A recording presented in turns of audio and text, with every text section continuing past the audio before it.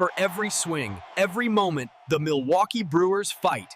It's not just about hitting the ball, it's about leaving a legacy.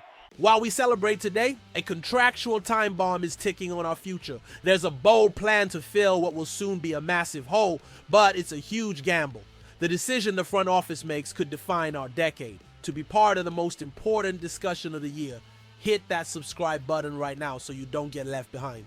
What's up, Brew Crew? Welcome back to your hub for everything concerning our Milwaukee Brewers. This is your host, always bringing you the analysis that goes beyond the box score, straight to what matters, the strategy, the future, and the passion that unites us. We are living through a spectacular moment, aren't we? The team is flying high, riding an 8-game winning streak as I record this video, and we've opened up a comfortable 5-game lead in the National League Central over the Chicago Cubs. The atmosphere at American Family Field has been electric, and Pat Murphy's squad is playing fundamentally sound baseball, aggressive on the base paths, and with a pitching staff that has held things down impressively. Many wondered why we were so quiet at the trade deadline, but the truth, and I've been saying this for weeks, is that this roster didn't need a drastic overhaul. The pieces are here. The team believes in itself, and the results speak for themselves. We are on the right track to chase a third consecutive division title, which would be a historic achievement and would solidify this era as one of the most successful in franchise history. But as you well know, here on this channel, we don't get complacent with present success. A true fan and analyst always has one eye on the field and the other on the general manager's whiteboard. Today's success is built on yesterday's decisions, and tomorrow's success depends on the moves we start planning right now. And before we dive deep into the exclusive news I've prepared for you today, an insight that could define our pitching staff for 2026, I'm asking for that support you always show. If you value this in-depth analysis, if you want to get the hottest and most reliable information about the Brewers before anyone else, then do this now.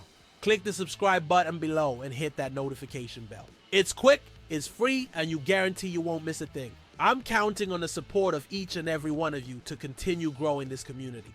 Done! Great! Let's get to it. The 2025 season is proving to be magical, but the approaching off-season brings with it clouds of uncertainty, and they are concentrated directly on our mound. Two crucial names from our starting rotation, Jose Quintana and the most painful of all, Brandon Woodruff, are slated to become free agents. Let's be brutally honest about the impact of this. Losing Quintana means losing a reliable veteran lefty, an inning eater who brought stability and experience. He fulfilled his role masterfully since arriving, but losing Brandon Woodruff, well, that's different. Woody is the soul of this rotation. He's a homegrown product, an ace developed by us, a fierce competitor who, when healthy, is among the best pitchers in the National League. The problem, and we all know it, is his injury history and the impending demand for a long-term multi-million-dollar contract. Every fan's heart wants him to retire in a Brewers uniform, but the head, especially that of our front office led by Matt Arnold, knows that the price to keep him might be prohibitive for a market like Milwaukee. With the potential departure of these two, we are left with a solid foundation, no doubt. Freddie Peralta has established himself as a true number one, an ace with an electric repertoire and the heart of a lion. Jacob Misiorowski, our young prodigy, has shown flashes of generational talent with a fastball that touches triple digits and a sky-high ceiling. He will be a cornerstone of the 2026 rotation. But after them, we have a chasm. Two names do not make a World Series contending rotation. We will need, at a minimum, 2 more quality starters, maybe 3, to fill those gaps and maintain the competitive level we expect. The free agent market will be expensive. Top-tier names will cost over $100 million. So, what's the solution for a smart, small-market team like ours? It's finding value where others see risk. It's betting on talent, even if it comes with a question mark. And this is where my sources and my analysis of our front office's modus operandi converge on a fascinating name. A name that was once the best pitcher in baseball, and who might be on the verge of becoming the biggest bargain of the next offseason. I'm talking about a former Cy Young Award winner who currently plays for the Toronto Blue Jays. I'm talking about Shane Bieber. Shane Bieber, yes, that's Shane Bieber. The man who in 2020 during that shortened season was simply untouchable, winning the American League pitching triple crown with a 1.63 ERA, 122 strikeouts, and 8 wins. He wasn't just good, he was dominant on a historic level. His combination of surgical control, a devastating curveball, and a sharp slider placed him in the pantheon of the best pitchers on the planet.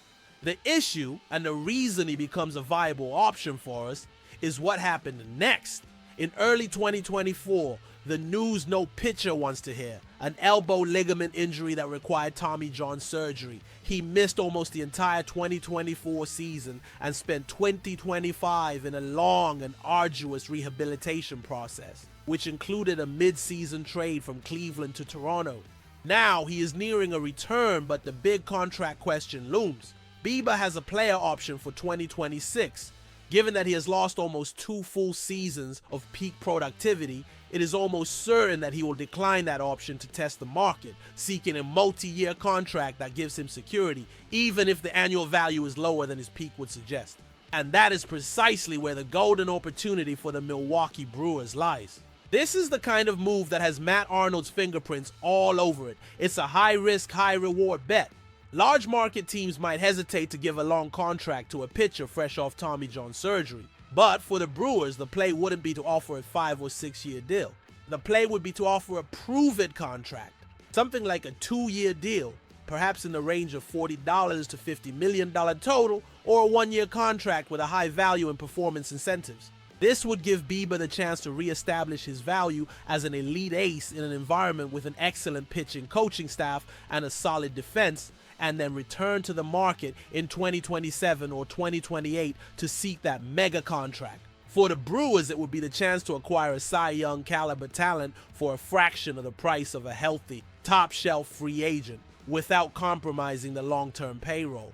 Think about the equation. Re-signing Brandon Woodruff, as much as we all love him, would likely cost something in the neighborhood of 5 years and over $120 million. That's a heavy investment for a pitcher with his own injury history. Going after another ace on the open market, the prices would be similar, if not higher. Now compare that to the possibility of bringing in Shane Bieber for say $20 to $25 million per season for 1 or 2 years. If he returns to 80% of what he was, he's already a high-quality number 2 pitcher. If he returns to 90% or more, you just landed an ace while paying the price of a good starter. It's a risk, no doubt. Tommy John surgery has a high success rate, but there are no guarantees. Velocity can dip, control can waver, but Bieber's talent is undeniable. His intelligence on the mound and his deep repertoire are things that don't just disappear with surgery. With our track record of developing and rehabbing pitchers, Milwaukee would be the perfect place for him to rediscover his form. A 2026 rotation featuring Freddie Peralta, a healthy Shane Bieber, Jacob Misiorowski, and 1 or 2 other smartly acquired veterans would keep us in the National League elite, all within a sustainable payroll structure. The impending loss of Woodruff and Quintana will force us to be creative. Instead of spending all our financial capital on a single player, whether it's keeping Woody or signing an expensive replacement, the smartest strategy might be to diversify the investment. Betting on Shane Bieber is the personification of this strategy. It's a risky but calculated play that offers a potential return that few other moves could match. It's the Brewers way. Find value, trust the process, and outsmart the competition. Now, the question is for you, the Brew Crew. I've presented the facts, the logic, and what my sources indicate is a real possibility. But I want to hear the opinion of those who matter most, the fans. Would you make this bet? Would you be willing to give up the security and cost of trying to keep Brandon Woodruff to gamble on the sky-high yet uncertain ceiling of Shane Bieber? Leave your opinions, your arguments down in the comments. I read absolutely all of them. And to ensure you don't miss any updates on this and other Brewers moves, make sure you are subscribed to the channel. In-depth analysis and fast-breaking news, you find it here first. Thanks for watching, and as always, go Brewers!